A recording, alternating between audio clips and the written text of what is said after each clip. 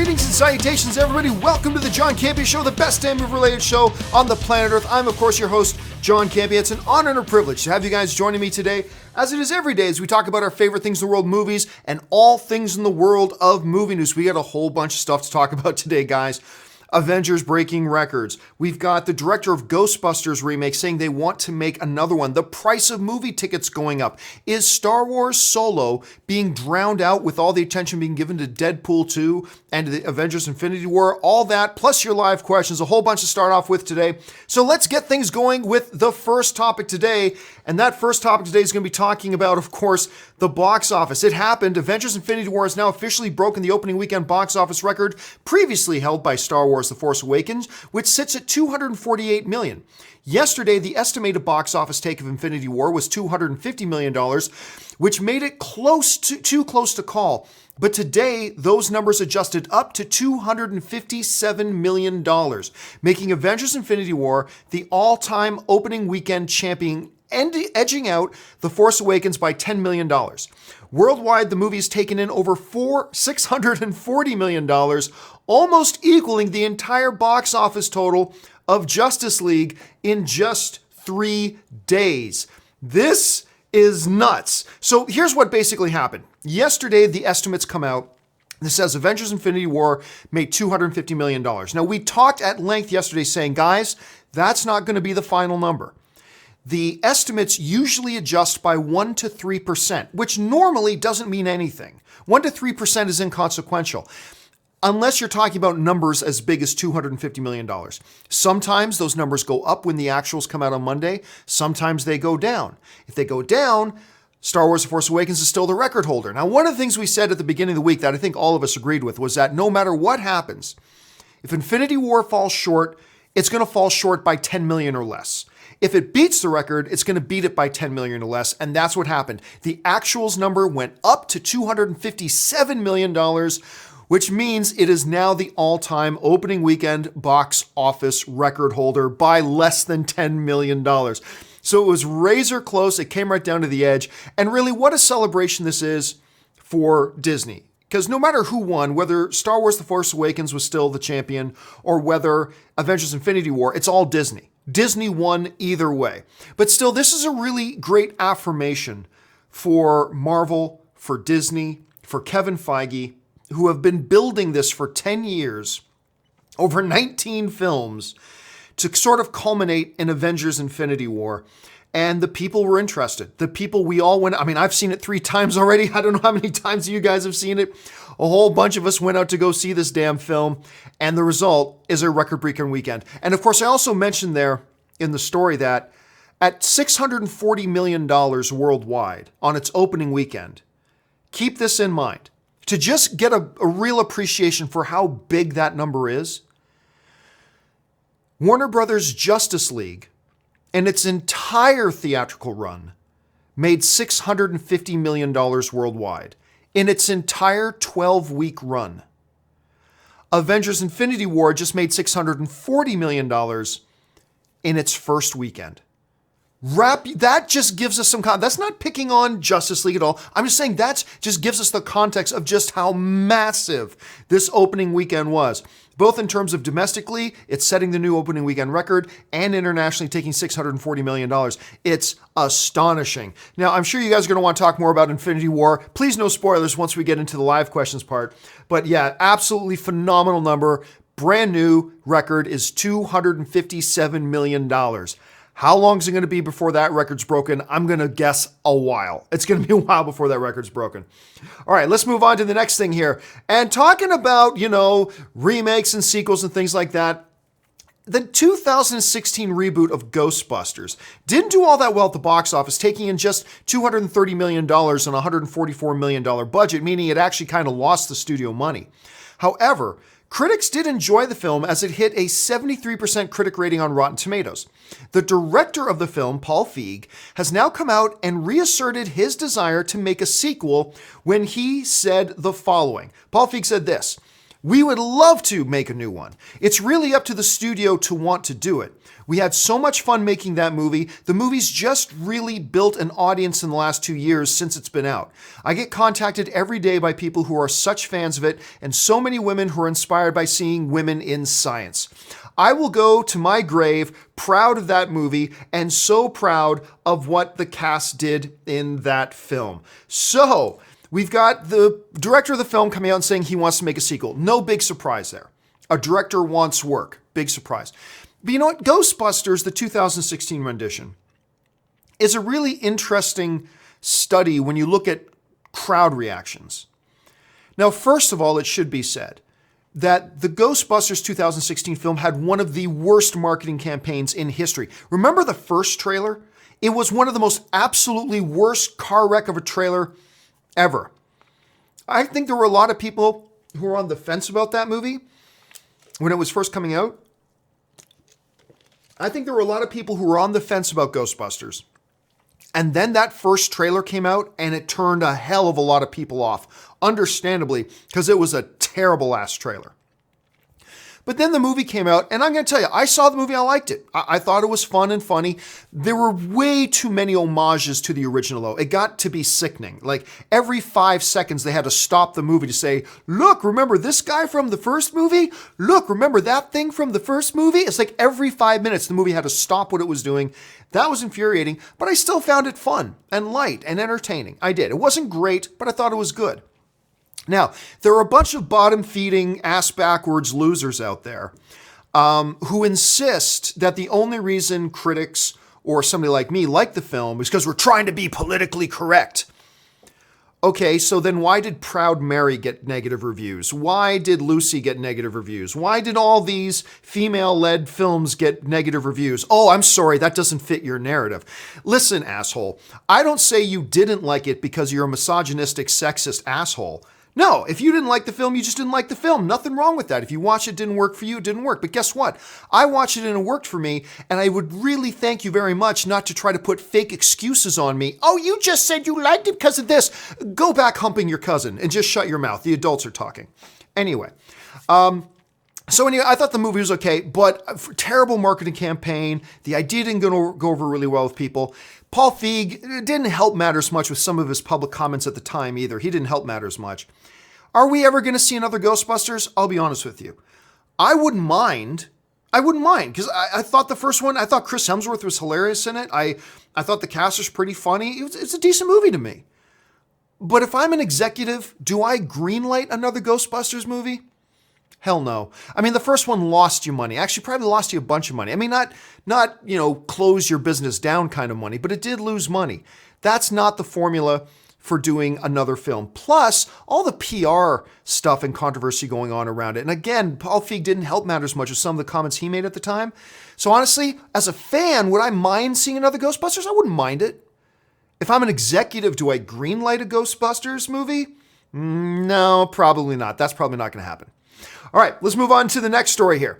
And the next one is about how much we pay to go to the movie theaters because, surprise, surprise, the cost of going to the movies in America has gone up again. According to reports, the cost of the average movie ticket in the United States has gone up to $9.16 for the first quarter of 2018. The average cost of a ticket in the first quarter of 2017 was $8.84. So here we are again. We have a situation where somebody needs to explain this to me. We have an industry where fewer and fewer people are actually going to the movies, but we keep increasing the prices of coming to the movies. Whose brainchild is this? Hey, we got a problem here. What's the problem? Fewer people are coming to the movies these days. Fewer people are going. What do you think we should do? That's a good question. I got an idea. Let's raise ticket prices. No, I don't think you heard what I said. I said there are fewer people coming to the movies today than ever, and we need to find a way to get them to come back in. Yeah, I heard you. Let's raise the ticket prices. I don't get it. This goes back to a systemic problem that I think the movie industry has. Number one, the studios are spending way too much money on producing their movies. You can produce these movies for less than what they're spending. You can. I mean, District 9 proved you can make a visual effects heavy spectacle movie and do it for under $100 million. I mean, they're just spending far too much money, which in turn means they need to make more money in order to break even, which drives the ticket prices up for everybody across the board. You pay for it, I pay for it, and this whole notion of prices going up in a period when attendance is going down seems like completely ass backwards thinking, and I hope they get their heads out of their asses. They need to figure out a way to bring the costs down for the average person to come out and enjoy the movies. If you got less people coming, the answer is not to increase the prices. But John, we have bigger screens now, and we have better sound systems and better seating. We're increasing the experience. We're increasing the quality of a visit to the movie theater. I get that, I do. But when you're in a period of declining attendance, you don't turn that trend around by raising ticket prices. That's got to be the first priority. And honestly, at CinemaCon that just wrapped up in Las Vegas, the number one thing on their agenda, between the studios all being there and the movie theater companies all being there, the number one thing on their agenda should have been, how do we bring people back to the movie theaters? Look, there's still tons of people going to the movies. Tons and tons of people go to the movies, but it's fewer and fewer every year. And raising the prices is not how you get more people to come back to the movie theater. I'm sorry, I'm not like a mathematician or anything, but even I know that math doesn't work. Anyway, let's move on now to the next item here. We're going to talk a little bit about Annabelle. A third Annabelle movie is coming. There was talk about another Annabelle movie, but now it looks like the third film for the creepy little doll is official. Coming from Film School Rejects, a third Annabelle installment can be expected from New Line Cinema sometime down the line. This will be a sequel, follow me here. This will be a sequel to Annabelle Creation, which is in and of itself a prequel to the first Annabelle movie, which was a prequel from The Conjuring. Are you with me? Anyway, the Annabelle Creation sequel doesn't have a name for now, but the series screenwriter Gary Dauberman will pen the screenplay and also make his feature film directorial debut with the project. The last film, Annabelle Creation, made over $306 million on just a $15 million budget. So that's kind of a no-brainer that you're doing another Annabelle film. Look, the first Annabelle film, I was very excited about it because I love that creepy little doll in The Conjuring, but it was ass. That first movie was terrible. So I had no excitement for the second one, but we go see the second one, which was Annabelle Creation. It's actually really good. I had a very good time with Annabelle Creation.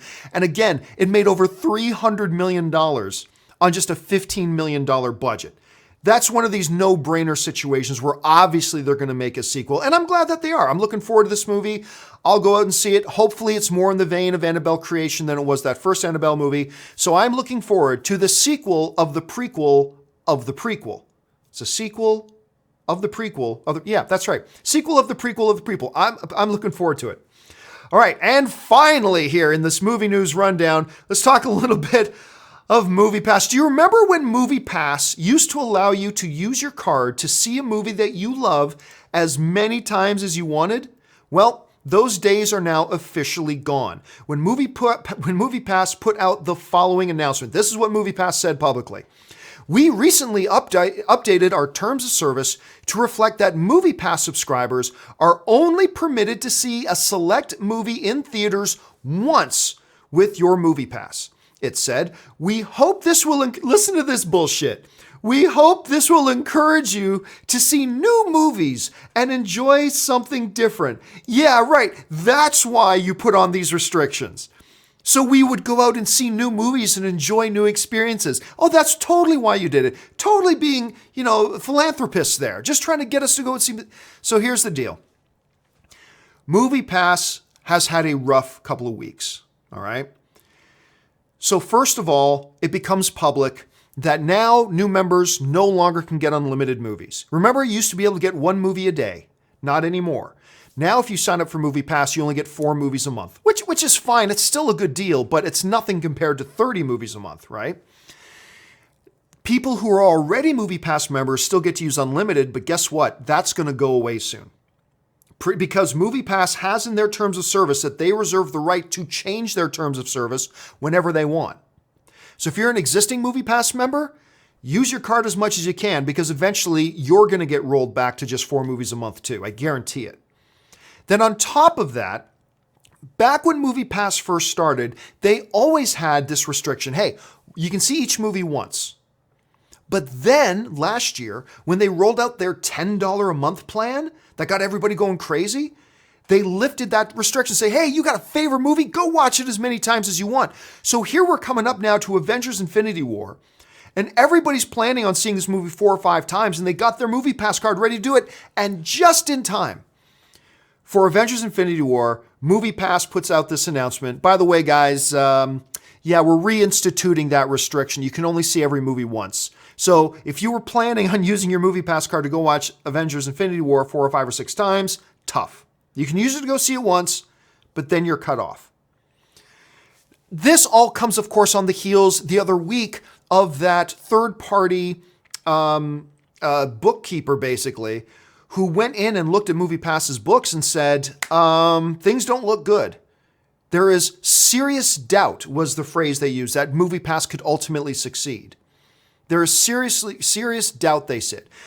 MoviePass has been hemorrhaging money. We've been saying for a while that the MoviePass model probably isn't sustainable, and it's probably not. However, they keep insisting they have enough capital to keep going until they can make it profitable. We'll just have to wait and see. My best piece of advice to everybody, like myself, who has a MoviePass card, number 1, use it as much as you can right now, because I don't think MoviePass is going to be around for a lot longer.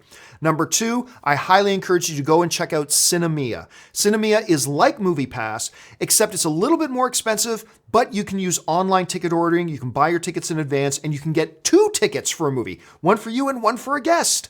It's amazing. I love Cinemia. Go check it out, see if it works for you. So that's my best recommendation to you. All right, and that is the movie news rundown right now. Now, I've got a bunch of emails from you guys that we're going to get to, but before we get to the emails, Avengers Infinity War is now in theaters. And last week, I gave you guys homework. I asked you guys, if you guys go out and see Infinity War, hop on the Stardust app, and if you're on Stardust, make sure you're following me at John Campea. Hop on the Stardust app and give me your reactions, and make sure you tag me on your screen at John Campea so I can see the reactions that you're putting up. And that today, I was going to share some of my favorite reactions. So here's some of your guys' reactions to Avengers Infinity War. So we just got an Infinity War, and it was everything we thought it would be. It was hype, and from beginning... Sadder than we thought it was going to be. Grown men crying from beginning to end. I just got done crying. This guy here, Thanos, in this movie does not disappoint. The culmination of everything we've seen in the MCU so far. I love the Guardians of the Galaxy the best in this movie. I love the way that they use them. But our classic Avengers had excellent screen time. Everybody had a time to show off their abilities. Can't recommend it enough. Thanos! Goodness gracious. I'm speechless right now. I feel like I need a hug. Oh my Gandhi, I loved this movie way more than I thought I would. Thanos, hands down, is the best part of this movie. His development was so stellar. It was great. Amazing score by Alan Silvestri that really lifted the movie. Hilarious parts. I probably laughed a little bit too loud. Action is awesome. The way they paired up the characters, every character gets their moment, in my opinion. All I can say is wow. It's perfect, spectacular movie. Not giving away any spoilers, but my first reaction out of the gate is wow. The hype is real, guys. The hype is real. So you do need to check it. If you've not seen it yet, go and check it out because it's an awesome film. The film is epic. Highly recommend this one. If you guys have not checked out Avengers, do it. If you haven't seen the other movies, you may be a little bit lost at certain points, but I think that you're still going to find it extremely enjoyable. It is unbelievably bold, brash, daring, and incredibly well written. This movie lives up to the hype. It is fun, it is entertaining, it is suspenseful, it takes some turns that I did not expect it to take. Kevin Feige has been building up to this moment, and it delivers on so many levels. It is a bit long, there's a bunch of stuff going on all at once, but it is balanced with so much heart, so much great moments. What a fantastic installment to the Marvel Cinematic Universe. The emotion, the scope, and the overall emphasis on war in Infinity War is just out of this world. I fucking love this movie. I just saw Infinity War, and I will say I enjoyed the movie while I was watching it, but by the time it ends, I have pretty much no desire to see the next movie at all, really. I mean, I just don't really care. So take what you will from that. I definitely don't want to spoil the movie for you. So Meh. I've seen it twice now. Holy crap. Infinity War is absolutely crazy, emotionally resonant, a fully formed, fleshed out villain in Thanos, incredible character moments for almost every single Marvel superhero, and real stakes, real consequences. It's amazing. We just walked out watching the Avengers Infinity War. What you think about it? It was awesome. It was awesome. I felt like it was emotional. Like you could connect with Thanos and you cried, you laughed, you was excited, surprises. I mean, you guys need to go see it. For real, for real, for real, for real, for real. I'm a longtime Marvel fan, and I just got back from Infinity War, and it just didn't let me down at all. This movie's fantastic. Go see it with your family. It'll blow their freaking minds. I loved it. It was a triumph for Marvel once again. They keep topping themselves and setting the bar for the comic book genre. Just saw Infinity War. Absolute brilliant film.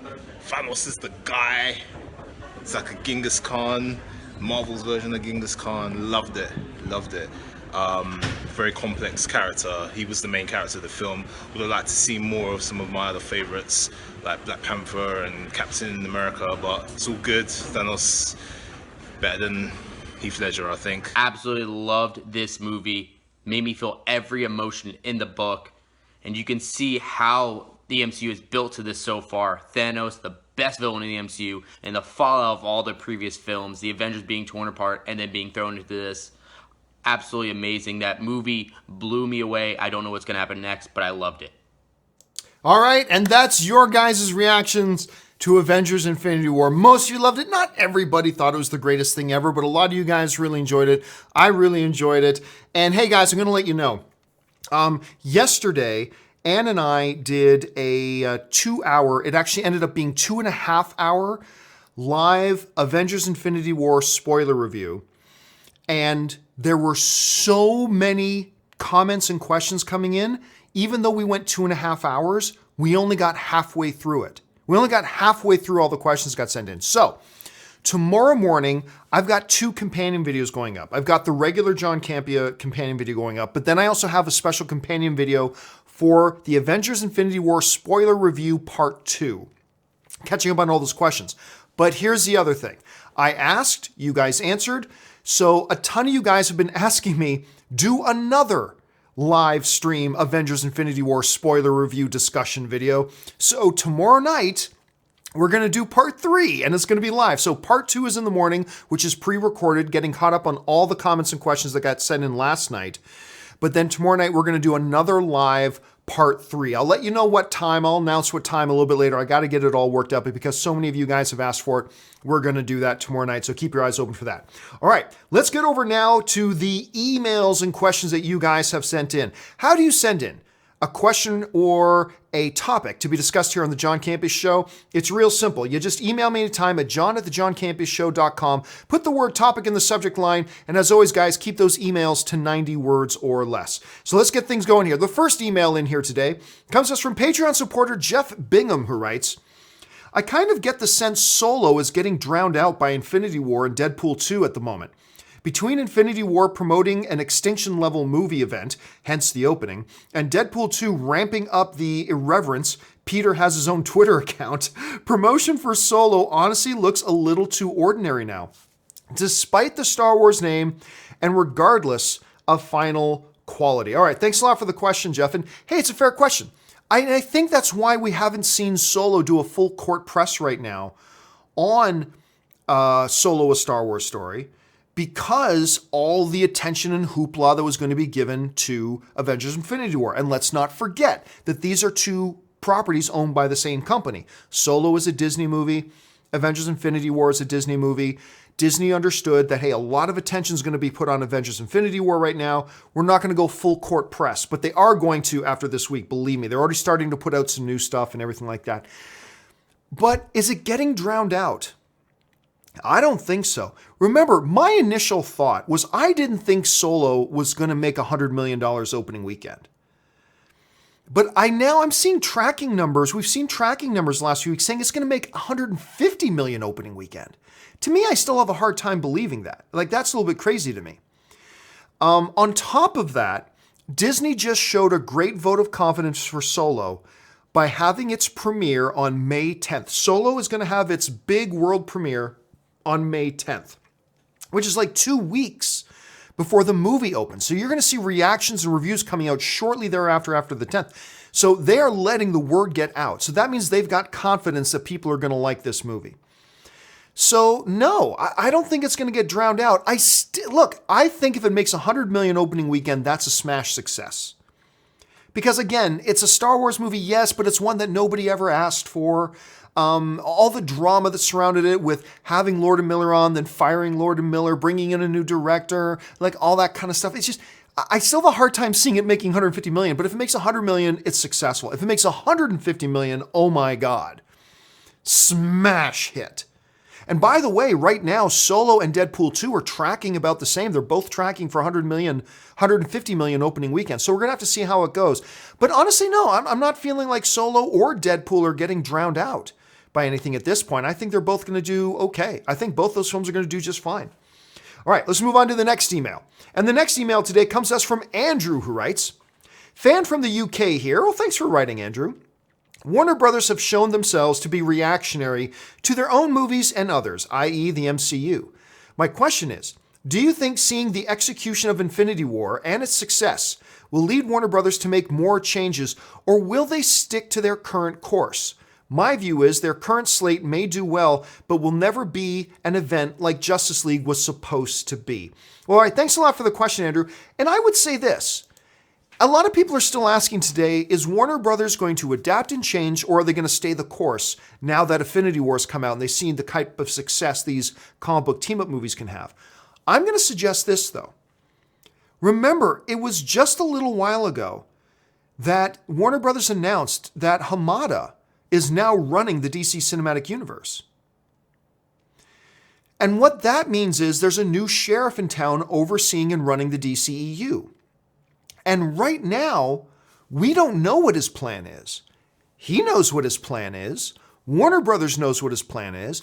But right now, we don't know what the plan is. For all we know, he's already completely changed the course and the direction of the DCEU months ago. But we're not going to know. We're not going to see any of the results until like after Shazam is out in theaters.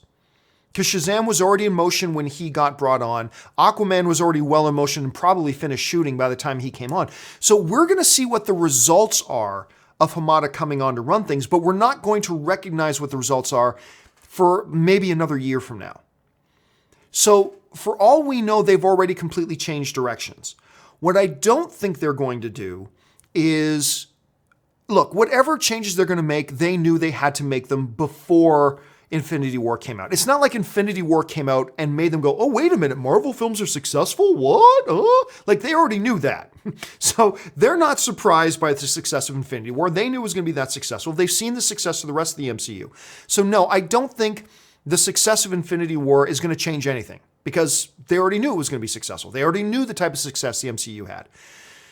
I have a feeling Hamada has his own direction in mind, but again, we're just going to have to wait and see for those results, because him coming on was far too late to do anything about Aquaman. Him coming on was probably too late to really do anything about Shazam. It's going to be, where do they go after Shazam? That's when we're going to start to see Hamada's thumbprint on this stuff.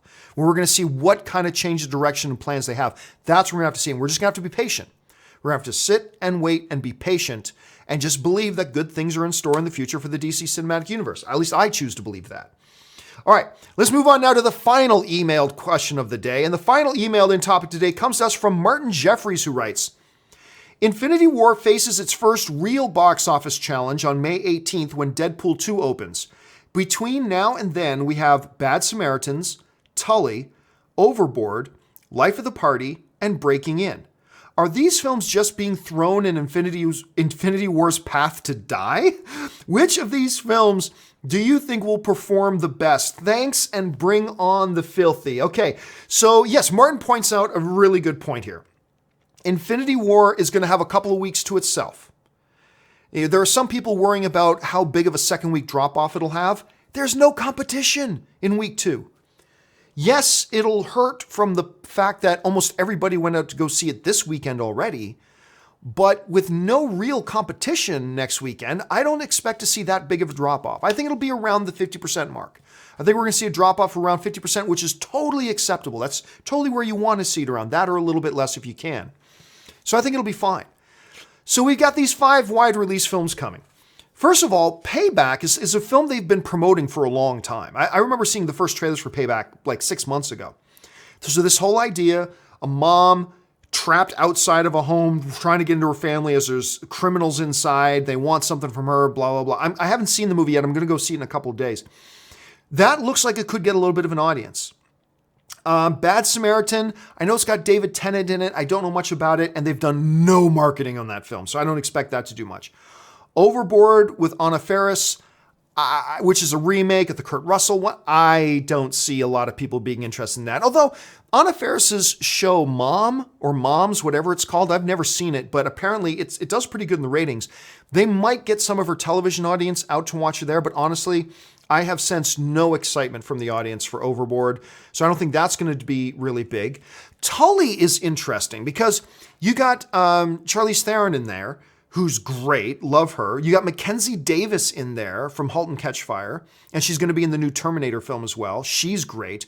And it's being directed by Jason Reitman, who directed Juno and Up in the Air and things like that. Jason Reitman is a great director. And the trailer for Tully, I think, is pretty good, but not a big box office draw kind of film. The movie looks good. If anything, to me, the movie that I think is probably going to do best out of this collection of 5, it comes down to 2 of them. One is either Payback, and the other one is Life of the Party. Melissa McCarthy films are a little bit hit and miss, but I'm going to admit right up front, and I have not dug Melissa McCarthy's, other than Spy, I haven't dug her last number of films. I like Spy, but other than Spy, her last couple ones, not so good. And I didn't like the sounds of Life of the Party, but I'm going to admit right up front, I have laughed at the trailers. The trailers have made me laugh, and I think they will have an appeal. So, I think out of these 5, it's easily going to be Payback or Life of the Party. I have a feeling Life of the Party is going to be the best. And the nice thing about a lot of these films here is that they are good counter-programming to Avengers Infinity War. These are all very different films from Avengers Infinity War. Tully, Life of the Party, Payback, Overboard, all these films, they're good counter-programming. So no, I don't think, well, maybe Bad Samaritan was kind of thrown in there to die, but I think a lot of these films here, they have the potential to do some modest business, a little bit of business, in a week when nothing else is going to open up because Avengers Infinity War is there, and these films are pretty good counter-programming. None of them are going to make $40 million opening weekend, but they could do okay, and I think it's going to come back to Payback or Life of the Party, and I think it's going to be Life of the Party. All right, with all that out of the way, guys, I've got a few minutes here. Let's go over and take some live questions from you guys. Now, I don't have time to take all the live questions that are already here, but if I don't get to your live question that you sent in via Super Chat, don't worry, your question will show up in that companion video that's coming up in the morning. All right, let's get things rolling here. The first question comes to us from Help Me Self-Help 2 Productivity writes, "Hey, John, I know you hate Iron Spider." Well, no, I love the character. I just don't like that he uses that suit. That's all.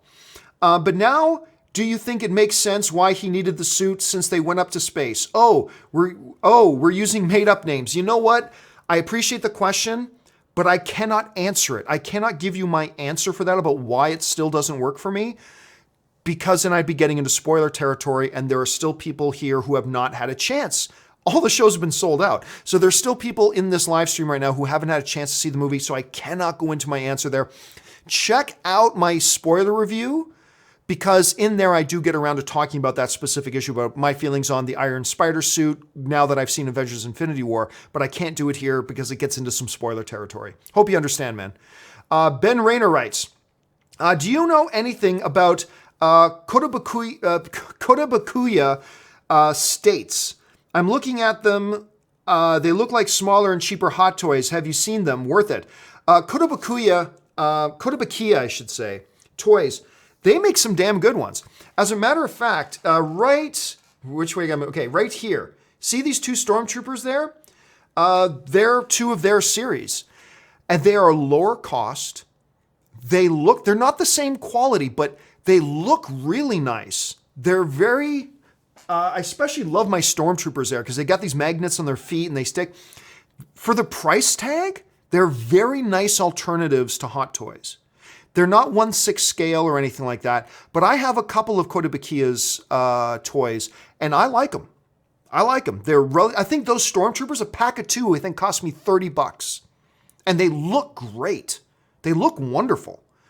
And I believe my Flash there is also a Kotobukiya one, so I love that Flash toy as well. I got 1 or 2 others as well kicking around, so I'm happy with them. Look, they're not Hot Toys, but bang for your buck, they're a great value. For me, but from my interpretation, they're a great value.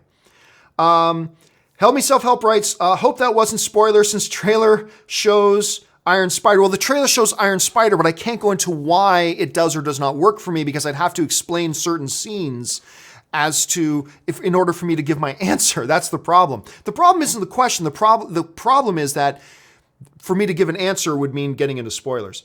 Habitat for Huge Manatee writes, after the Forbes article, I went social media dark, but managed to avoid all spoilers when I watching Infinity War yesterday. Damn you, Forbes. I mean, yeah, look, I've already ranted enough about that Forbes article, the poor judgment they've shown, the complete lack of respect for the film fan community that they showed. It is infuriating. And I felt bad too, because there are good people who work at Forbes. Right? Like a Mark Hughes and others. There are good people who work at Forbes. And I know they caught some heat for all that kind of stuff. And it's not their fault. But yeah, as a whole, they really dropped the ball on that. Help Me writes, wish Captain America could stay as Nomad for 4. Again, I can't really go into anything like there. And he follows up, think Joss Whedon will get back with Marvel? I think it's possible. I think it's possible. Look, they had a little bit of a falling out. There's no doubt about that. Because not only was Joss doing Avengers and Age of Ultron, they were flying him into script doctor almost every film they were working on. And while Thor 2, The Dark World is one of the weaker films, the best moments in Thor, The Dark World came from Joss Whedon. Because Feige kept flying him in to get him set and punch up a whole bunch of the scenes. The best moments of that movie came from Whedon. We know Whedon just left DC under the BS excuse, I just couldn't come up with an idea for Batgirl. BS, Josh. You're just being nice to Warner Brothers. I get it. You don't want to burn any bridges. Fine. But I think it's possible. I do think it's possible we see Whedon return. Whedon, the guy who made all of this possible. Look, the MCU was in existence, and they made a couple of nice little films, but it was Avengers. And Whedon doing what everybody thought was impossible, to bring all these A-list characters, well, now they were A-list characters, A-list movie characters, top-tier movie characters into one movie, give them equal screen time, make a balanced story, make it fun and exciting, and make it huge and successful, and wow, did he do it. He set the bar for that at that point. And every good thing about the MCU that's come since, including Avengers Infinity War, is just standing on the shoulders of what Joss Whedon established. And I think the MCU is better having Joss Whedon in it. I'm not saying he should direct the next 4 Avengers movies. I'm not saying that, but I think the MCU is better having Joss Whedon in it. I think Joss Whedon's already shown he does incredible work in it, and I do think it's possible. And he's been showing up at the premieres. I sat just 2 rows over from Joss Whedon at the Black Panther premiere. He was there at the Avengers Infinity War premiere. So they've been inviting him to these things. I think we're seeing fences getting mended. And I do think it's possible. I'm not saying he is, I'm not saying he isn't, but I do think it's possible we could see him involved in the MCU again. Mary writes, watched Infinity War 3 times at different theaters in the UK. That's awesome. Lots of whooping and clapping each time. So don't worry, John, we are fun too. Feel bad for the guy earlier. Yeah, Mary's referring to it. Somebody wrote in on the open mic show this morning and said that, these experiences you're talking about, but audiences cheering, he was writing from the UK. And he said, I don't get that here. Audiences don't cheer, some laughs and everything, but the audiences don't cheer. Really glad, Mary, to hear that you are in the UK and you have had that experience. So that's awesome. I'm glad to hear that. Thanks for sharing that, Mary.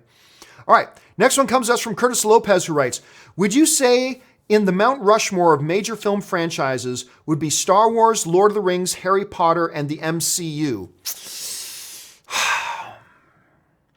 You've got to consider Bond, which is like 25 films in. Bond's got to be a consideration. Toy Story needs to be a consideration. Godfather needs to be a consideration. I mean, it really depends when you say, what's your criteria? When you say major film franchises, but in what way? The Mount Rushmore of what? Of success? Of all-time impact on the film community? Well, if that's it, then you got to put Godfather in there. All 3 films nominated for Best Picture. 2 of them won Best Picture. How do we not have The Godfather in that discussion? It really all depends on how we would have a discussion. Like, what's our criteria that we're specifically looking at? Is it just box office success? Well, then there's no discussion to be had. You just look at the numbers, and the numbers will tell us what it should be. I mean, I would bump Harry Potter out. I would bump Harry Potter out. Harry Potter's a great franchise. Nobody get mad at me. Please. I've got a lot of Harry Potter paraphernalia around here, okay? Don't get mad at me, but you can't have Harry Potter on there in place of The Godfather. You just can't. But it depends on what the criteria is. If you're talking about fantasy movies, because you're talking about fantasy, sci-fi, adventure type of movies, then yeah, Star Wars, Lord of the Rings, Harry Potter, sure, MCU, yeah, those could be in there. But again, you have to be very careful about by what criteria you're trying to mention them. Because like I said, there are a few franchises that you left off that, like Bond, 25 films, Godfather, 2 of them winning Best Picture. It's a tough discussion. It's a good discussion to have, but it's a tough one to have. Adam Douglas writes, this will be the last question of the day. Adam Douglas writes, if received positively, can their first solo female film plus any Marvel euphoria after Infinity War get Captain Marvel to 1 billion? Reference, Wonder Woman 821 million, Black Panther 1.3 billion. I'm going to say no. First of all, Wonder Woman is Wonder Woman. Okay? All due respect to Captain Marvel. But Captain Marvel is an absolute nobody compared to Wonder Woman. Wonder Woman is the preeminent female superhero ever. Forget male or female. She is one of the most notable superheroes in history. And if you do want to talk gender specific, she is by far the king of the hill, pardon the term, the queen of the hill, if you will, when it comes to female superheroes. Generations know who Wonder Woman is. There's no question about it. Captain Marvel is not in that league. I'm not talking about how good the character is or anything like that. I'm talking about cultural impact, notoriety, and recognizability. Wonder Woman is head and shoulders above Captain Marvel or anybody else. On top of that, the first big female hero film, well, Wonder Woman already snagged that up.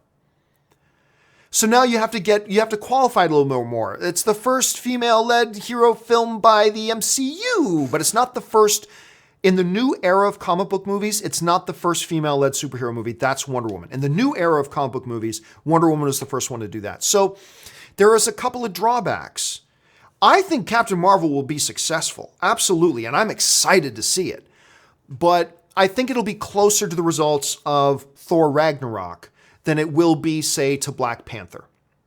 So that's just kind of how I see it at this point.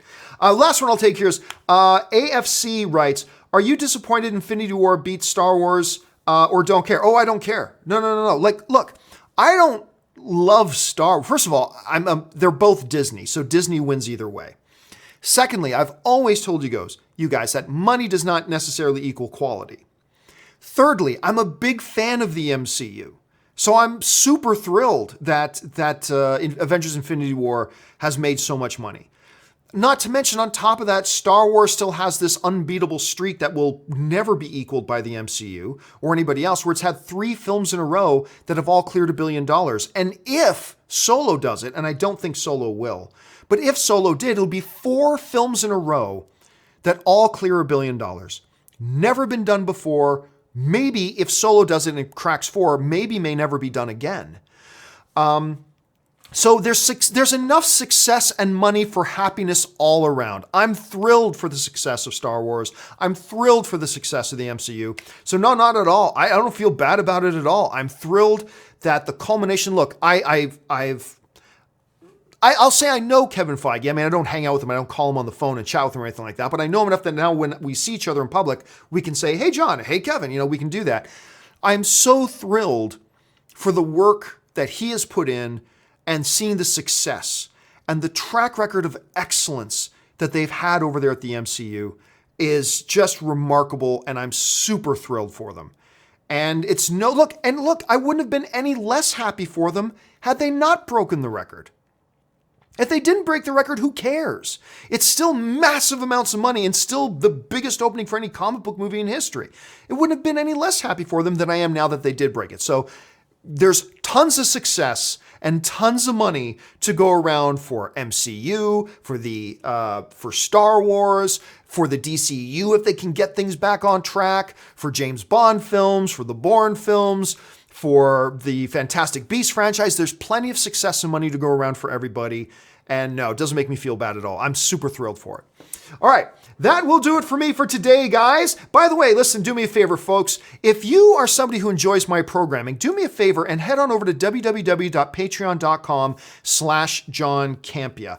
There you will get all the information about what it means to be a Patreon supporter, how being a Patreon supporter keeps this show on the air, and also what benefits there are to being a Patreon supporter as well. Maybe after reading that, you'll decide to become a Patreon supporter too, and if you do, that's awesome, and if you don't, that's perfectly fine. I'm just happy you're here being a film fan with me. All right, guys, that will do it for me for today. Thanks so much for joining me. My name's John Campea, and until our next video, bye-bye.